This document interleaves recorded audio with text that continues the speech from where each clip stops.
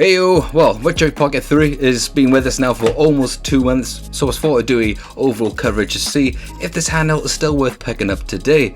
Even though this market for handheld gaming is quite saturated and there's still some competition still coming, especially now with this new approach from this South Korean company hitting that nice budget price, as well of course Anbernic are going to be delivering their own handheld, kind of matching the same type of specs or perhaps even better.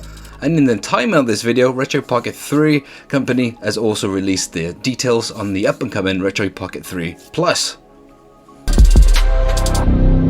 And I'll get into more details on that later on in the video. So before we get into the final details and some of my own input, of course I'd love to hear from you lot, and if you'd just like to hit that like button and subscribe, that does help the channel a lot. And of course, just a little cheeky plug-in, if you want to check out my web store, that'd be absolutely awesome. The link is below. And I also just started a brand new channel about traveling, which is called TGJ.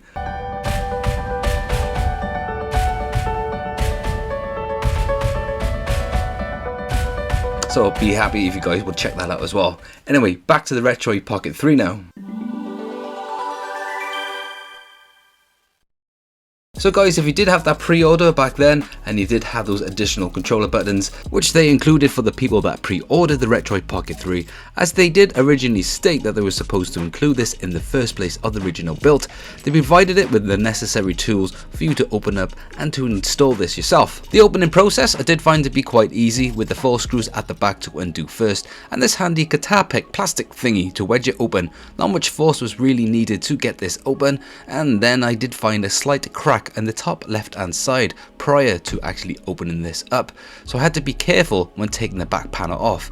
With that off, then you can see the shielding, which was the next thing to undo. There's a couple of more fillets screws to undo here to reveal the main board and battery.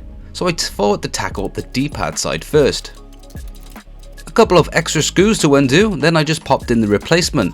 I just had to be extra careful because of those micro switches found on the L1 and R1. I did not want them to snap off. Though I did find now open this up and having a good look inside, the Retroid Pocket 3 build is definitely a big step forward from the Retroid Pocket 2, which I did a video on the Retroid Pocket 2 Plus upgrade board. Next on, I moved on to replace the main board and buttons, which was not easy as doing the D-pad replacement. That ribbon cable connected to the battery was a bit of a pain, but I found I had to lift the battery up itself to try and fit and get that cable connected back again. And those buttons like to slip out when I'm trying to place that board down. Putting it all back together, I found personally the D-pad a little bit too tough to press down, much like the original rp3 D-pad, but I was happy with this buttons replacement, just giving you that further extra travel to give you more of an indication of the buttons. So I kept the replacement buttons but then swapped back to the original D-pad. I thought that was my more preferred setup. I found the process to be quite of a pain to install and that it did not power back on. Then I found I just had to unplug the battery from the main board and reconnect it to get it up and going. So I personally wouldn't really go and bother do so because it's not worth the problem. If I did a little bit of damage, I'm not really the best at this type of jobs, but the power button is kind of scooped in a bit. It still works, and I seem a little bit problem with the start and select. So it is an easy job to open, but to finalize it and get it all closed up is worth not doing so. But that is just my opinion.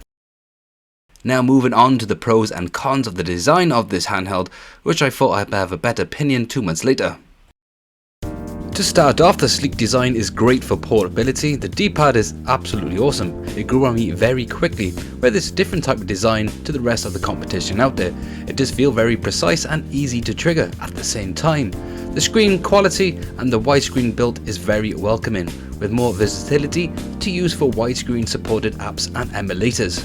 A good color balance and brightness, and the battery life is pretty awesome, where I've experienced standby mode would last for about almost 4 days, holding some battery for reserve, mostly due to its Android version that is updated with.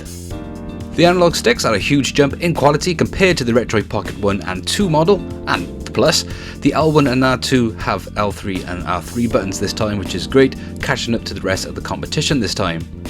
By having that extra gigabyte of RAM model, the 3GB compared to the 2, I would say it really helps with the interface and fluidity and directing through the main menus and such like that.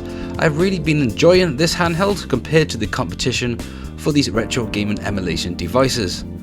There's still quite a lot out there and it is really standing out of the crowd.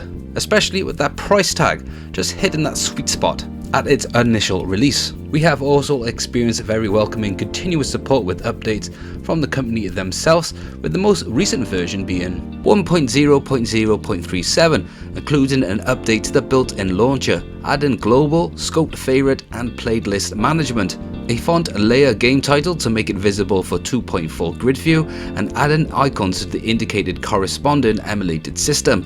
Support for SD cards now formatted to NTFS TF cards, and updated joystick collaboration. But it doesn't mean that it's all gravy and good in the hood, so here's a few qualms and some slight annoying features that would be great to be amended in later revisions. Again, this is just my opinion. Back again to the form factor and the design, it would be nice to have some convex molding to get a better grip and comfortability, as that slick smooth design does not really feel comfortable in long gaming sessions. For example, if you compare this to the Wii U pad, this is the only thing I've got available at the moment, it does have that nice design to get a nice comfortable firm grip in the hand. It's a lot better of course, as it resembles more like a game controller, something I would like to see in another later version. As the Retroid Pocket 3 is giving me more of a mobile phone type of vibe. The analog stick on the left hand side would make more sense if it was just switched around from the D-pad position, just like its original predecessor signature design, especially for this type of market. The main buttons on the right hand side I do find a little bit too small. If they were sized more like a generic game console controller, that would be pretty awesome, but it would cost the size of this device, which I will personally be fine with. And the start and select button, which you can find on the top of the device, which is a very new experience for me, should be on the front facing hand of the device. That reach around for the select button is quite inconvenient. I did find the start button not too bad. The volume dials I found no problem in the placement just on the left hand side, and I didn't find myself easily triggering them, so I'm pretty happy with that. But with the home button, I did find myself always looking around to try and track that down. I'm just never really comfortable with that placement. That should be also at the front facing of this device. The initial price of this device was pretty decent, and now Droid X has taken on board some stock and they're based in the UK and supplying this on Amazon, giving it more of an easier reach for customers out there. But then that price has shot up to almost £200. Personally, I just would not pay for that, but it's great now it's more accessible.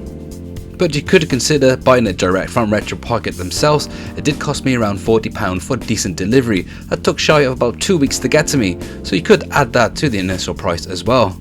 Or you could pay for a cheaper one and wait for about a month or so. Some other minor problem I had is the video output cable. Even though it has a good clear 720p output, it seems that the lock screen, every time I plug into the cable, it seems to keep that lock screen on, and I have to unplug it and then get the lock screen out again and then plug it back in. But in the timing of this video with the recent update, it seems to amend this at the moment. OTD adapter support could be better as well. I would love to have a dedicated docking bay for this handheld, with further better controller compatibility and some less input lag that I found connecting PS5 controllers and Xbox One over Bluetooth. But when I connected a controller direct to USB, the latency was gone. This may be an Android device problem, but I'm not too sure. But some updates to amend this would be pretty sweet. Now, as requested for my first RP3 video asking about PlayStation 2 and GameCube emulation, I did state that it wasn't really worth it and I just stayed away from it, but I thought to try out some titles, and big thanks to a channel called Monospace who has a lot of great content helping to find some compatible titles. For the PlayStation 2, some 2D based games and some very light 3D based games worked very playable, keeping to a low resolution, perhaps the standard settings, as well keeping that ratio to 4:3.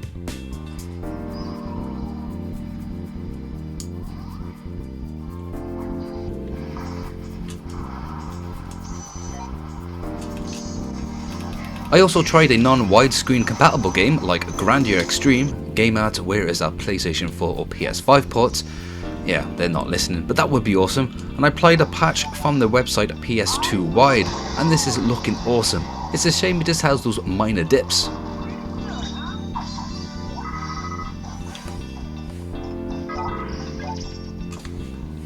GameCube games I found worse, but then again, thanks to Monospace, I managed to find a couple of titles running pretty okay. Luigi's Mansion and X-Men Legends, which I found to run better than out of the two.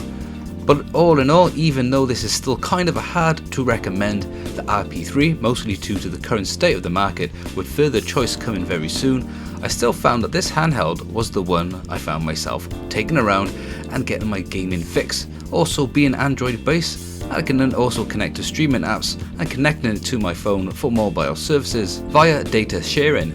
Personally, one of my main joys out of this handheld, and thanks to the makers of the emulators themselves, widescreen gaming on older consoles I found to be a real joy and bring me back to some great titles.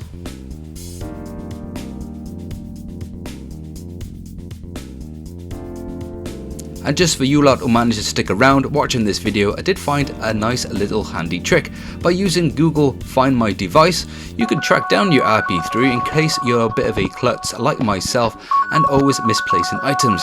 So I found this very handy and I thought I'd just share with you lot.